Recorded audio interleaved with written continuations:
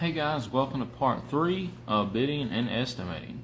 Talk about some of the pitfalls that you could have happen during your bidding process and things to look for to save you a boatload of money.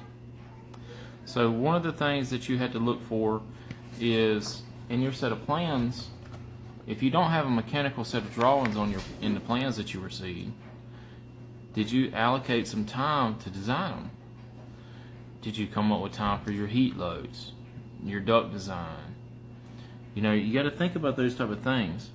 It's something to really consider, because if you don't factor that time in, let's say you got 6 or 7 quotes to do that you need for different houses.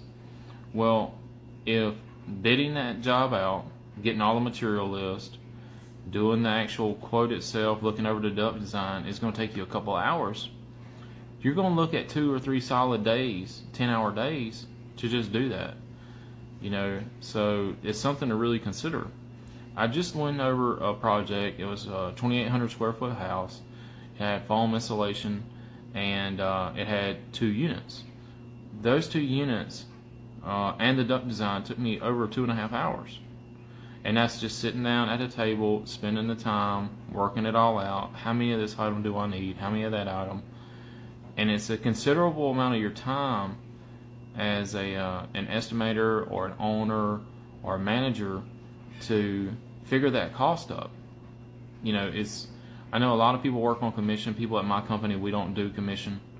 I feel like commission work is it incentivizes more selling and kind of unethical behavior. But when you're sitting here doing this type, like, you got a huge list of items, right? You got a huge list of how the duct design is going to be laid out and the CFMs that it's going to need in each room. It's a lot to take in. It's like a lot to work. It's a lot of work to do. Hey, if y'all are here this long, go ahead and double tap the follow button and the like button.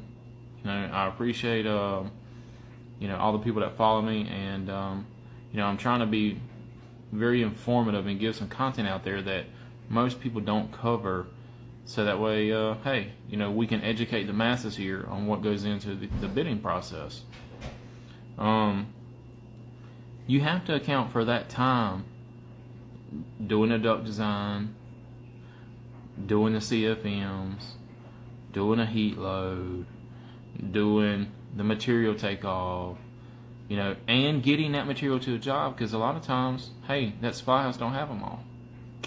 Follow for part 4.